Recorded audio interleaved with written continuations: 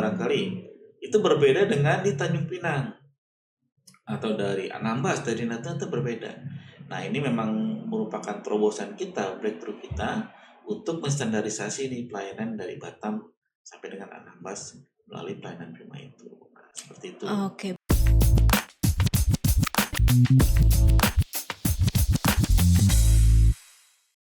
Assalamualaikum warahmatullahi wabarakatuh. Halo Sobat ATR BPN, selamat datang di podcast ATR BPN Kepri bersama saya Sylvia Rama. Pada episode podcast hari ini kita mendatangkan narasumber yang sangat spesial. Namun sebelum itu saya ingatkan kepada teman-teman semua untuk jangan lupa klik like, comment, share, dan subscribe di channel YouTube-nya Kanwil BPN Kepri. Dan jangan lupa untuk nonton podcast ini secara full version. Nah, seperti yang saya katakan sebelumnya bahwa kita menghadirkan narasumber yang sangat spesial hari ini. Mari kita beri tepuk tangan yang meriah untuk Bapak Ihsan Wibawa, Eskom MNMT. Boleh Bapak perkenalkan diri Bapak? Selaku Kabak TU di Kanwil BPN Kepri, nama saya Ihsan Wibawa, ya sudah dijelaskan ya. Apa itu aja kali ya? Apa lagi? Oke. Nanti kalau ada mau tahu lewat IG aja ya. Boleh Bapak, nanti di share ya Pak ya, nama IG-nya Pak ya. Iya baik, selamat datang Bapak di podcast ATR BPN Kepri. Sehat ya Pak ya hari ini ya Pak ya? Alhamdulillah sehat. Alhamdulillah baik Pak, hari ini saya juga sangat excited nih Pak, karena hari ini tema kita adalah layanan prima. Nah banyak kan Pak kita mendengar layanan prima untuk meningkatkan kepuasan masyarakat seperti itu. Sebenarnya apa sih Pak pelayanan prima itu? Pelayanan prima itu adalah bagian atau spesifikasi dari pelayanan publik gitu ya. Okay. Nah kita kan di ATR BPN itu kan memang core bisnis kita kan pelayanan sebenarnya. Iya betul. Kita melayani masyarakat, menjual produk ya, ada produk yang dihasilkan di situ dan juga ada pelayanan di situ. Nah, selama ini kan kita dituntut yang menjadi KPI kita, menjadi indikator kinerja kita ialah pelayanan yang berstandar dunia, seperti itu, pelayanan yang baik. Mungkin dulu pelayanan standar dunia mungkin sekarang sudah diganti ya menjadi pelayanan yang baik. Tapi kita sendiri sebenarnya kurang mengerti nih pelayanan baik itu atau pelayanan yang berstandar dunia seperti apa, seperti itu. Harus ada dasarnya, harus ada tolak ukur untuk yang bilang pelayanan kita sudah bagus. Apakah itu hanya sesuai dengan SOP kita? Enggak. Kita ada standarnya. Mungkin kita kalau di dunia mengenal ada ISO dan segala macamnya seperti itu. Benar. Nah, pelayanan prima sendiri ini juga sudah ada standarisasinya. Kalau kita bicara dasar teorinya, dasar prinsip dari pelayanan prima itu mungkin ada banyak ya, tapi kita mungkin ambil yang sedikit ringkas saja. Ada tiga A barangkali di situ ya. Kalau bahasa Inggrisnya ada attitude situ, ada attention dan juga ada action. Ya 3 dulu ini aja. Okay. Sebenarnya ada yang 7, ada 7A plus S segala macam itu banyak. Tapi kita yang standar yang paling berulang kali muncul itu adalah attitude. Attitude nah seperti itu. Nah ini dulu yang kita coba kembangkan di Kepri ini. Permasalahannya di Kepri ini tuh dari ketujuh satker kita belum punya standarisasi pelayanan. Kalau ada pelayan atau permohonan pelayan itu di kantor Batam barangkali itu berbeda dengan di Tanjung Pinang atau dari Anambas, dari Natuna itu berbeda. Nah ini memang merupakan terobosan kita, breakthrough kita untuk menstandarisasi nih pelayanan dari Batam sampai dengan Anambas melalui pelayanan prima itu. Nah, seperti itu. Oke, baik. Nah, kan untuk meningkatkan pelayanan prima kan tadi yang Bapak sebutkan bahwa belum ada penyeragaman standar ya dari semua satker. Nah, untuk mengcounter hal itu, Pak, apakah sudah ada pengembangan skill untuk meningkatkan layanan prima tersebut, Pak? Agar masyarakat menjadi lebih puas terhadap pelayanan kita. Seperti itu, Pak. Ya, nah ini kemarin kita memang di akhir tahun 2025 ya kita memang inisiasi mengadakan diklat pelayanan prima. Dan ini kalau boleh saya bilang memang baru pertama yang dilakukan di ATR BPN ya seperti itu. Wah, luar biasa. Di ATR BPN. Karena kemarin kami sempat diskusi juga koordinasi dengan BPSDM. Nah, mereka juga sendiri baru sedang merancang kurikulumnya. Oke. Ya, jadi mereka sudah punya training analisisnya yang dibutuhkan apa, tapi mereka memang belum sempat mendalami. Kepri itu salah satu provinsi, bukan salah satu, mungkin barangkali yang pertama ya, provinsi pertama yang menginisiasi melaksanakan di kelas Service Excellence. Jadi yang penting ini kita memang menggunakan CSR dari bank seperti itu. Jadi anggarannya tidak menggunakan APBN tapi CSR dari bank. Nah, kenapa kita menggunakan CSR dari bank? Spesifiknya kenapa dari bank? Karena menurut kami service excellence atau pelayanan prima yang bisa dijadikan tolak ukur itu ya dari perbankan seperti itu. Nah, ini salah satu instansi ya barangkali baik itu pemerintah maupun swasta yang menurut kami sudah memiliki standarisasi pelayanan prima yang baik ialah perbankan di bank seperti itu. Nah, akhirnya kami menggunakan CSR mereka, tenaga pengajar dari mereka untuk sharing knowledge ke kita seperti apa sih pelayanan prima di mereka yang bisa kita gunakan di kita. Tapi memang nggak serta merta kita mencontek begitu aja karena tetap harus ada penyesuaian yang sesuai dengan kebutuhan pelayanan kita, karena kontur dan tekstur sendiri berbeda. Pelayanan di perbankan seperti apa, karena mereka kalau perbankan biasanya kan profit oriented ya. Kalau kita kan di instansi pemerintah itu kan lebih ke pelayanan ke masyarakat. Sebelumnya saya sangat apresiasi sekali kepada Kanwil BPN Provinsi Kepulauan Riau Pak yang sudah bisa melaksanakan pelatihan Service Excellence pertama ya Pak ya di wilayah Kementerian ATR BPN.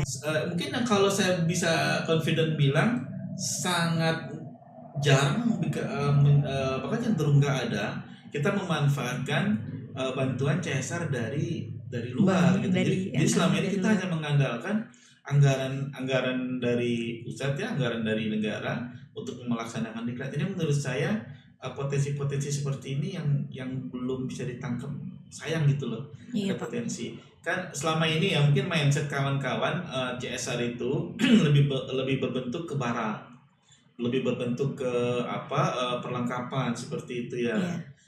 Mungkin Kepri lah ya barangkali ya, saya bilang baru mulai merubah mindset. CSR itu nggak melulu harus barang, bisa jadi itu berbentuknya ialah pelatihan atau peningkatan SDM. Ya pengembangan SDM itu kan sebenarnya ada timbal baliknya juga ke depannya. Iya betul. Ya kan ya. Dan kami memang merasa peningkatan kapasitas pegawai sangat diperlukan. Dan kita juga berusaha untuk mengurangi ketergantungan kita dengan BPSDM. Kalau memang kita bisa melaksanakan sendiri, why not? Oke Bapak. Nah berarti kan Pak sudah berjalan beberapa bulan ya Pak ya setelah dilakukannya pelatihan Service Excellence ya Pak. Apakah menurut Bapak berdampak enggak? Oke, nah ini memang hasilnya. Kalau kita bilang berdampak atau enggak, memang sebenarnya yang penikmatnya kan masyarakat ya. Iya betul. Yang konsumen yang membutuhkan pelayanan. Nah, kalau dari kami sendiri, dari Bater BPN sendiri yang bisa kita lakukan ialah monitor dan evaluasi. Apakah ini masih tetap dijalankan atau ya awal-awalnya aja kenceng gitu kan, 2-3 bulan, 2-3 minggu udah kendor. Nah, ini kemarin kita sempat melaksanakan sidak nih, window shopping namanya. Jadi kita dadakan tuh, kita datang ke masing-masing kantor ya, kita nggak ngomong-ngomong, dan saya lihat masih dipakai ternyata, alhamdulillah masih dilaksanakan itu. Kemarin kita ke kantor Tanjung Pinang, security-nya, front office-nya masih menggunakan. Berarti cara menyapanya masih sesuai panduan ya Pak ya? Jadi salah satu produk yang kita hasilkan dari kemarin pelatihan itu ialah dari sisi attitude tadi kan. Ini merubah attitude nih. Yang pertama, jika ada tamu seperti apa, si security ini bagaimana nih cara dia menyapanya? Salam tegur sapa hanya seperti itu. Apakah gesturnya bagaimana? Nah ini kemarin kita satukan tuh, kita jadikan semacam kayak panduan atau edaran yang ini harus digunakan di seluruh satker. Nah alhamdulillah masih dipakai tuh ini ya, salam tegur sapanya di kemarin di. Iya. Nah ini kan tadi kita berbicara terkait sumber daya manusianya ya Pak ya. Kalau kita berbicara terkait inovasi apa Pak yang sudah diterapkan di satker-satker di Kanwil BPN Kepri yang sudah dirasakan manfaatnya oleh masyarakat. Oke. Nah, kalau inovasi ini sulit gampang sebenarnya ya.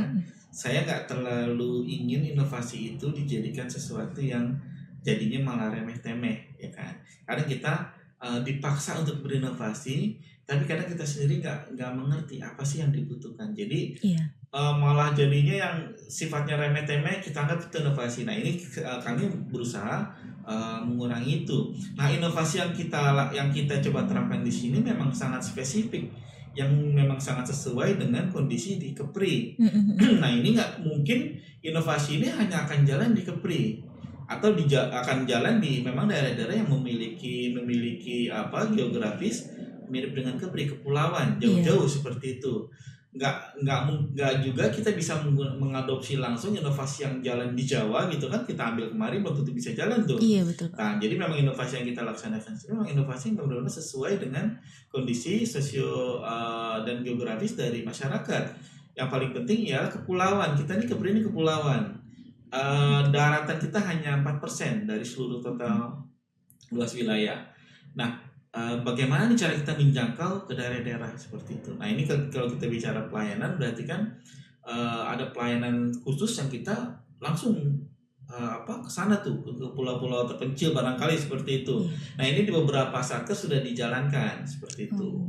Sudah ada. Tapi kedepannya mungkin challenge kita ialah bagaimana meningkatkan animo masyarakat. Bagaimana meningkatkan rasa kesadaran masyarakat kalau mereka tuh butuh mensertifikatkan tanah mereka seperti itu. Nah, ini menurut saya potensinya sangat tinggi, sangat luas, sangat tinggi di Kepulauan Riau ini. Cuma memang challenge kita ialah butuh mensosialisasikan kepada masyarakat. Berarti sudah ini inovasi di kanta-kanta di wilayah Kepri ini sudah disesuaikan dengan kebutuhan masyarakat ya Pak ya? Harus disesuaikan. Kan nggak mungkin kita inovasi mengikuti Pulau Jawa seperti yang memang infrastruktur mereka sudah terbangun gitu kan. Kita menggunakan barangkali antar jemput motor barangkali ya kan, antar pulau kita kan nggak bisa. Iya Pak. Jadi memang menggunakan media lain atau menggunakan transportasi lain, apakah itu menggunakan perahu gitu kan, atau bot atau seperti apa. Nah ini saya mau tahu dong tips dari Bapak untuk pelayan publik khususnya di bagian front office ya Pak ya, dalam menghadapi pemohon agar pemohon itu merasa puas, kemudian merasa didengarkan dan bisa mengerti keluhan mereka seperti apa. Itu tipsnya seperti apa Pak? Nah, tadi seperti yang pertama kali saya sampaikan ya, ada 3 prinsip. Prinsip utama dari pelayanan prima itu ada 3 prinsip utama, bisa melebar tapi kita ambil 3 aja. Ada attitude, sikap. Attention itu perhatian. Dan action bagaimana. Ini 3 dulu ini aja nih yang kita coba tanamkan ke kawan-kawan. Attitude ini kan beda ya, ada orang datang gitu melihat si petugas loketnya yang cemberut gitu kan ya, yang mukanya asem gitu kan ya, dibanding dengan yang tampilannya rapi ya kan, yang menarik ya seperti itu, terus yang dengan make up, senyum ya Pak ya, senyum sapa kan tadi seperti itu. Walaupun dia mungkin hatinya sedang panas ya, kita nggak tahu, tapi itu tetap harus jalan. Itu menjadi standar operasi, standar ini mereka. Salam sapa itu. Terus attention, dia mendengarkan apa yang dibutuhkan oleh masyarakat. Jadi memang yang pertama ialah mendengarkan dulu apa yang dibutuhkan. Kalau memang ada masyarakat datang marah-marah atau kurang puas, ya didengarkan seperti itu. Lalu actionnya ialah permasalahan mereka diselesaikan, ada solusinya. Kalau memang kita pada saat itu belum mendapatkan solusi, sebenarnya kita bisa diskusikan ke pimpinan lebih tinggi, atau memang kita nanti akan kami carikan jalan seperti itu. Masyarakat kan biasanya selama mereka didengarkan aja dulu ya, itu permasalahan mereka sudah berkurang separuhnya gitu. Didengarkan aja dulu. Kadang ada yang mereka marah tuh karena mereka mau ketemu aja susah, seperti itu, mau pelayanan susah. Nah, baru nanti sisanya sesuai dengan SOP. Nah ini yang kita coba tanamkan. Mudah-mudahan sih ini memang bermanfaat ya untuk masyarakat, yang nanti bisa kita ketahui lewat bagaimana nih kepuasan mereka terhadap pelayanan kita. Oke, semoga pelayanan kita semakin baik ya Pak ya. Amin. Wah, wajib itu. Iya, luar biasa sekali Pak pembahasan kita hari ini. Karena basic kita kan memang melakukan pelayanan ya Pak ya, pelayanan kepada masyarakat. Jadi cakupannya lebih luas. Iya. Nah, sebelum kita akhiri perjumpaan kita Pak, boleh nggak yel-yel untuk ATR BPN Kepri biar teman-teman dan sobat ATR semuanya semakin semangat dalam beraktivitas. Boleh Bapak pimpin? Boleh. Sini ya. Oke. Pertama ialah ATR BPN melayani profesional terpercaya. BPN Kepri bersama untuk maju. Baik Bapak. Terima kasih Bapak sudah meluangkan waktunya untuk bisa hadir menjadi narasumber di podcast ATR BPN Kepri ini. Semoga apa yang tadi Bapak sampaikan dapat menambah wawasan bagi sobat ATR BPN semua dan bisa memberi manfaat bagi kita semua. Amin amin ya rabbal alamin. Baiklah, kita akhiri perjumpaan kita. Saya Sylvia Rama pamit undur diri. Sampai jumpa di episode podcast selanjutnya dengan tema yang lebih menarik lagi. Saya Sylvia pamit undur diri. Sampai jumpa, selamat beraktivitas. Wassalamualaikum warahmatullahi wabarakatuh.